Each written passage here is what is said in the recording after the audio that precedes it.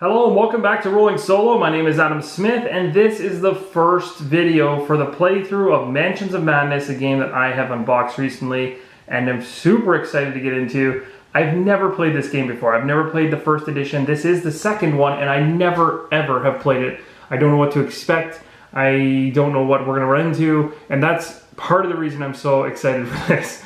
So if you can't tell, I'm excited. So now I would have done in advance already a set of all the decks. So I've got our health deck up there, sanity deck, item decks, and then along the bottom here with some spells, that kind of thing. Clue deck, or clue tokens, sorry, right here. These are to differentiate the monsters for the app, and they'll tell us when to use them.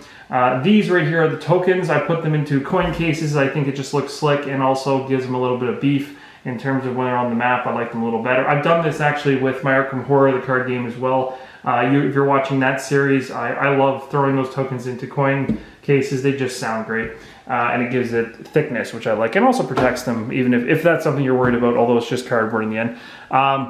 The investigator that I've chose to use for this first adventure will be, it's going to be William York. He's going to be my first investigator, who has 7 health, 7 sanity. Whenever a monster is defeated, he gains a clue. So that's something we're going to have to try to remember. We've got all of these available skills to pull from, as the app will tell us as we go along. He's got a decent average rating across the board, although he doesn't really have any strong categories. Some characters have 5. Like, for instance, Father Mateo, if I'm pronouncing that correctly. He is a priest. Now, this guy here is a grave digger, as it says right below him. As you can see, based on the shovel and the lantern, he's a shady-looking character, but he looks strong, and that's why I chose him. Father Mateo is a priest. He, for another action, or for his action, he can actually, I think he can heal. Oh no, he can gain a character close to him, give him focus, which is a good ability. And he doesn't have as much damage that he can take like William York, but he's still a really strong character and actually has a willpower of 5, which I think is going to help when we start seeing some crazy stuff in the mansion. Just based on my playthrough experience with Eldritch Horror and Arkham Horror, the card game, a high will is never a bad thing. So these two characters have decent will. They should be able to withstand the majority of the hits they're going to take from that front, but we'll see. I think things are interesting. So he's got a really cool mini. He kind of he's got the cross there holding it up, and he's all robed and everything. So he's going to be going in, and then this guy here, of course, the grave digger, looking at skulls, although he should be putting them in the ground, not examining them, and his shovel's there.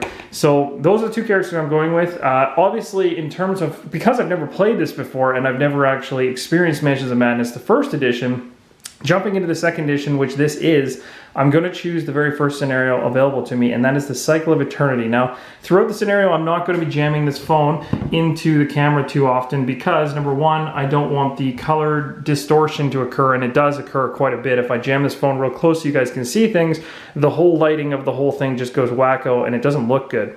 So what I'm going to do is keep this at a distance. I'll probably show you from a distance what's going on in the app, but I'm never going to jam the phone right into the phone, or jam the camera into the phone, as it really does change the color, and I don't like that. So we'll go ahead and start right off the top. There is some text here for choosing the Cycle of Eternity. Those of you that are familiar with the game, there's multiple scenarios that you can choose from in the app, and obviously I'm not going into anything too nasty at the start. So the difficulty level of this scenario is 2. The duration is supposed to be 60 to 90 minutes, but being that it's my first playthrough, who knows what the heck I'm going to experience in terms of time. In terms of the description, though, we have a little description here for this particular one. It says, after a rash of disappearances, your investigation brings you to the Vanderbilt mansion during a meeting of a particular astronomical society. Can you unravel the mystery before the cycle of eternity turns once more?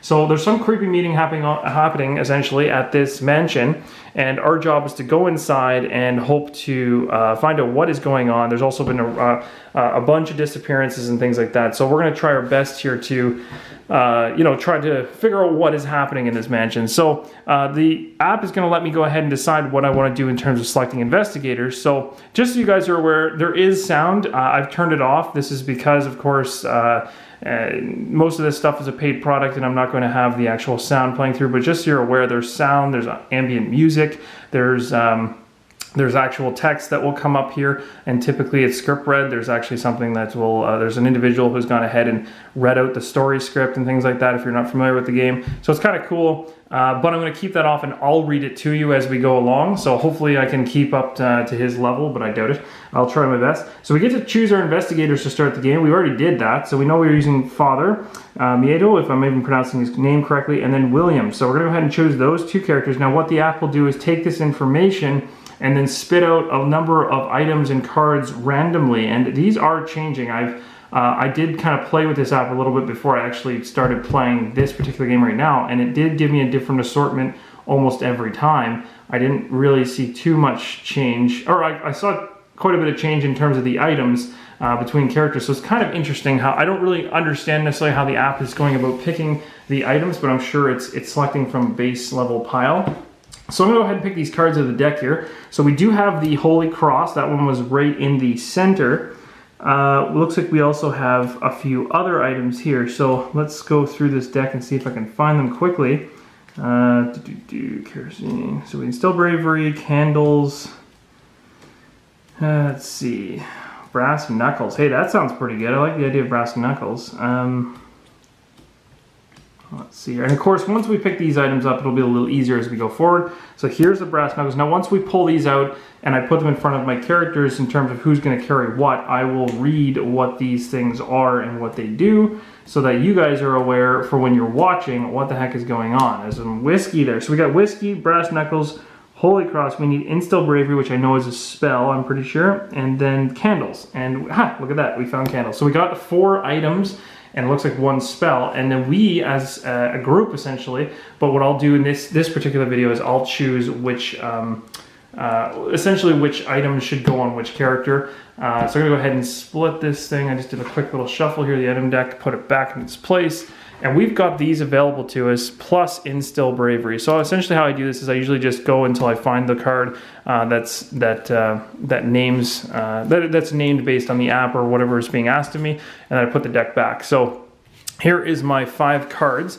At this point, we get a choice. So before we continue on, we also get to choose how we want to, pick which character really is going to hold these things, and typically there's some strategy there in terms of their checks. You want to look at their numbers and think about, like, okay, so the Holy Cross, for instance, allows you to roll 1 additional die when resolving a will test. So when you look at somebody like Father who has 5 will, you're going, okay, he's got a pretty strong will, but William has a 4. So maybe, even though Father's the priest and would make sense thematically for him to hold the cross, maybe we should give the cross to William so that he has a better shot of holding off the sanity, because he's got a lower total sanity than the preacher. So this is kind of cool aspect of the game where you're allowed to choose what goes on what. And if you're playing with more than 1 person, for me, it's very easy. I just pick. Obviously, if it's more than 1, if you're playing with 2 or 3 or 4 people, there's going to be some jostling in terms of what items people want. The brass knuckles here say roll 2 additional dice when attacking unarmed. So that's pretty cool. So essentially we have somebody who doesn't have a weapon. Now, just so you guys are aware, the whiskey bottle, from my understanding, can be used as a weapon once it's broken or discarded, I believe, or something like this. So we know we have somewhat of a weapon here, although it's pretty pathetic. Candles, I don't even know if they're a weapon. I don't think they are. And it's still bravery.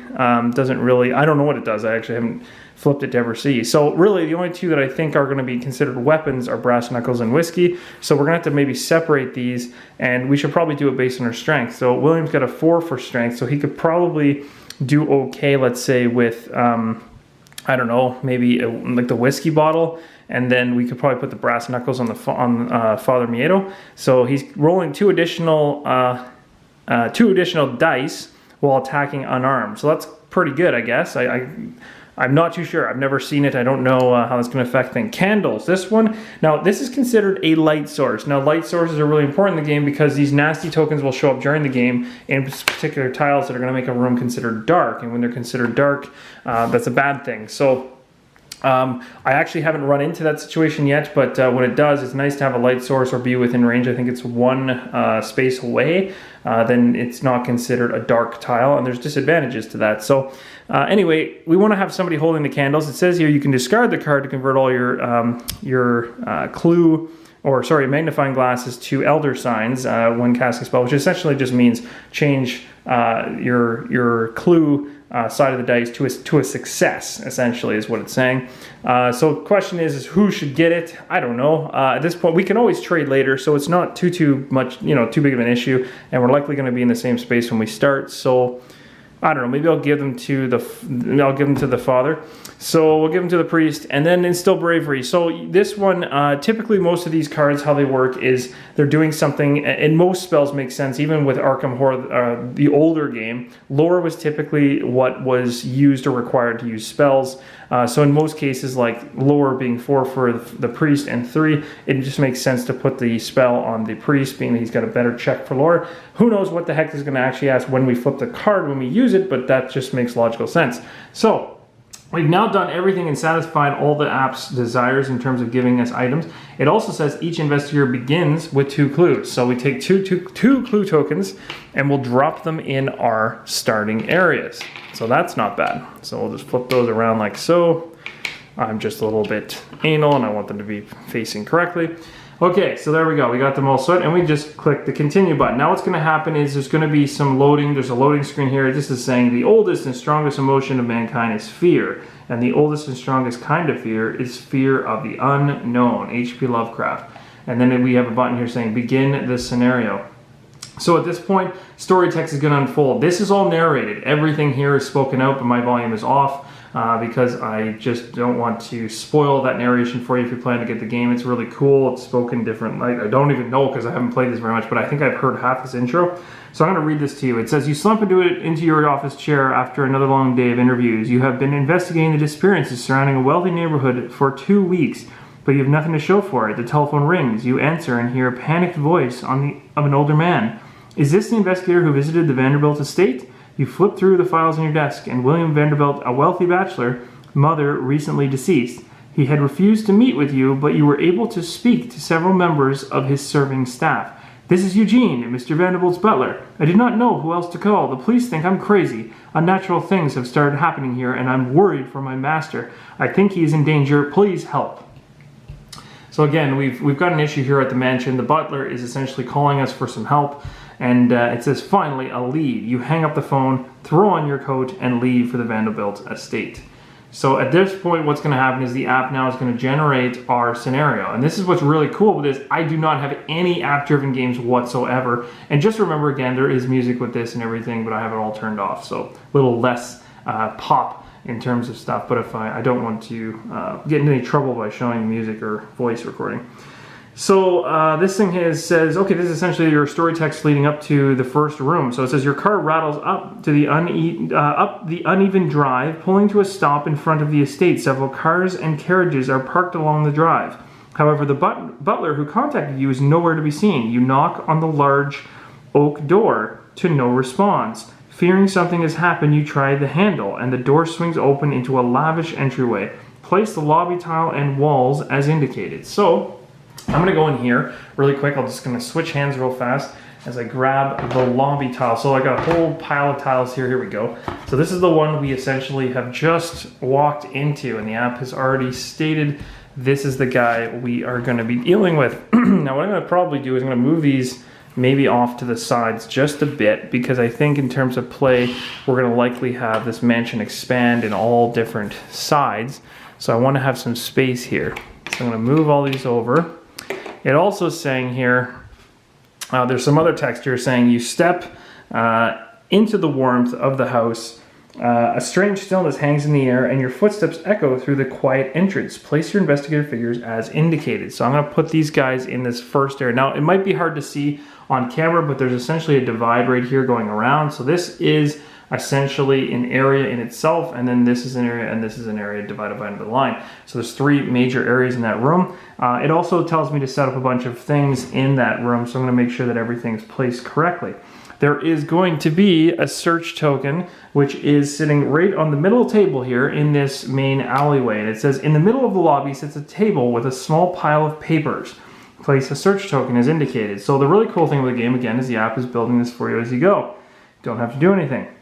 It tells you. So it's essentially giving me a heads up as to what to place and where. So now we're going to place a second token. It says a table with a telephone sits at the top of the staircase on the right. Place a search token as indicated. So we get another search token right here, and this table right here is the one they're referring to. So I'll just sit it off to the side like that. Okay, so we're going to go ahead and continue. And then it says, a mysterious painting of a nighttime landscape looms over the lobby staircases. Place a search token as indicated. So we got another search token. So lots of things to look at for sure in this room. And it's of course referring right here to this painting on the wall. So we'll go ahead and hit continue again. And it looks like we've got, the silence is broken by the muffled shouts and sounds of crashing pots and pans coming from the door on your left. Place an explore token as indicated.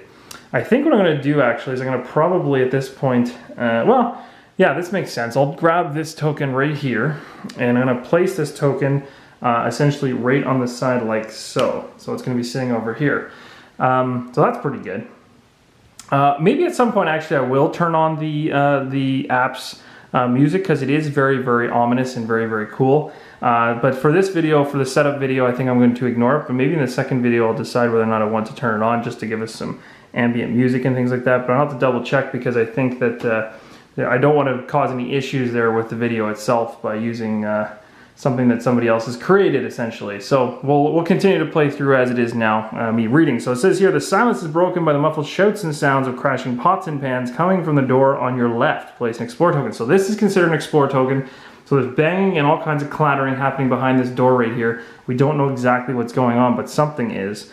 Then it says, you notice a shelf stacked with books and other objects nearby. Pushing it in front of the door could prevent someone or something from coming through. Place a barricade as advised. So essentially this right here is considered a barricade token. So this token right here is sitting kind of in the corner of this particular area. So I'm going to actually go ahead, now that I've got kind of all this figured out, I'm going to slide this tile down because I want it to be a little closer to us. There we go. Perfect. Okay, so next up. There are 3 other doors lead into the mansion. Place explore tokens as indicated. So there's lots of opportunity to explore, it appears. So we've got an explore token that's here, and these are essentially sitting beside every single door that has an entryway out. So we have an explore token here, we have an explore token here. We have things to look at all the way around. This particular question mark again refers to the painting. Lots of things to do, different ways we can go about the mansion. Very, very cool. And then of course it goes into what's considered the investigator phase. Now at this point the app goes into kind of a maintenance mode. It changes, and it really is up to you. It's not going to track movement of the investigators. It's not going to track movement of the monsters that may or may not appear. We're really just going to be playing out our actions, and the app is going to tell us how to handle those actions as we go, or not the actions that we're going to perform, but the actions that the app will tell us during the mythos phase when the monsters decide to go. So at this point, we are able to go. And during the investigator phase, each investigator can perform up to 2 actions. And the actions that you can perform are things like moving. You can move around. So I can essentially move like this. I can move, I can explore. I can choose to search something that's in the room. I can choose to go down a hallway here and you know, look for. So this is exploring. Oops, this is exploring. This is searching. This is moving, obviously, moving an individual from one room to the next. You can trade. You can interact with things in the room. There's you can also attack things, of course, once monsters start showing up. So there's a few things. And of course, you've also got actions in your cards. So this, the father here, another investigator within range, can become focused. I can focus someone and help them out, giving them an advantage during some type of situation, which we'll find out soon. And then William York doesn't have an action on this card, but does on the whiskey bottle. I can discard up to 2 face down horror and get that card back. So I can drink myself back into sanity, which is kind of funny. So essentially here we are, we got some options. So obviously, and the cool thing about this game is it allows you to pick. Like I can just go ahead with Father Mateo right away, or I can go with William York. I don't have to, now once one of these characters starts their turn, they have to finish it, but you can still flip-flop in terms of who goes first, just depending on your strategy. So we're playing solo, I get to pick that, and you guys will also be able to chime in and help me out. But I'm gonna go ahead with potentially, let me think, I'll do William. I'm going to say William York is going to go ahead and take a look at this table. He wants to know what is particularly of interest on this table. So we're going to go to the app here. We're going to click on that table, and it's going to let us know some story text. It says, a disheveled pile of papers sits on the table. So we can click the button to search. So I'm going to do so. And it says, the papers stacked on the table are invitations marked with today's date. The stars have come around to their positions in the cycle of eternity. The Vanderbilt Astronomy Association quarterly invites you to a celebratory evening. Gain 1 clue, then discard this search token. So all this did was just give us a little bit of backstory. So we'll take this clue, we'll throw it up here. We're going to grab ourselves a clue, and now it appears William York has 3 clues to use. And I'll show you kind of how the clues come into play later. So he's used one of his actions to do that search. And then that token, you'll notice, disappears from the map. So the app registers the fact it's no longer there, and then your job is to take it off the board itself. So at this point, there's questions to be had about which way we should go. Now, we do know there's noise coming from over here. I don't know whether I want to go there just yet. I kind of want to check out the painting. We can only do 2 actions on our turn.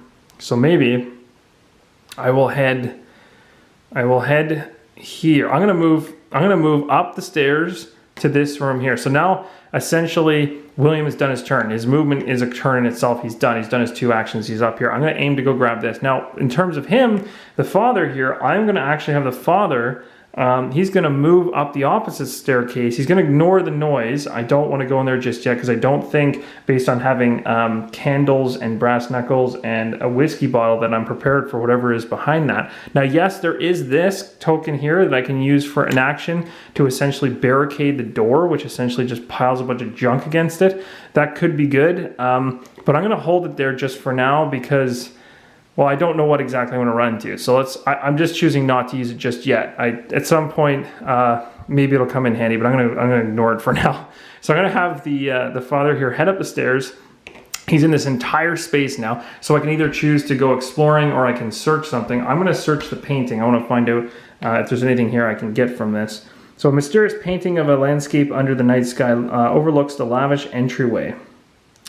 Shadowy figures can be seen amidst the landscape. However, something in the stars catches your interest. Do a lore check. Hey, that's perfect because the father has a great lore value of 4. I don't think I have anything here that'll allow me to push that any higher, but that's actually a really good lore check. So I'm going to grab my dice tray here, which is really, really sweet, by the way. I love this dice tray. I've got 5 dice, but remember, you're only doing your lore checks. So you get the number of dice specified unless you have anything to give a bonus to. I'm going to go ahead and roll my 4 dice. And really, this app is just letting me know to punch in how many successes I get. We're looking for elder signs.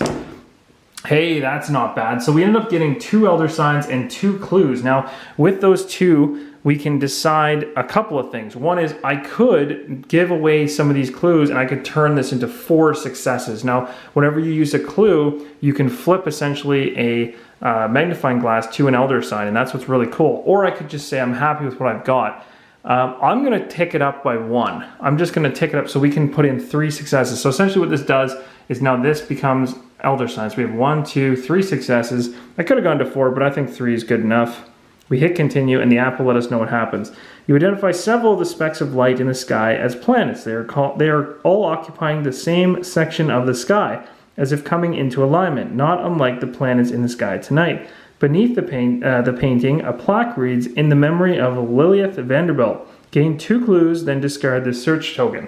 So we get 2 clues back. So I guess one of the clues we lost there for bumping the success up wasn't too bad. Maybe I should have risked it and gone a little higher in hindsight. But hey, I mean, it's the first time I played it. This goes away now because we've successfully searched that particular object.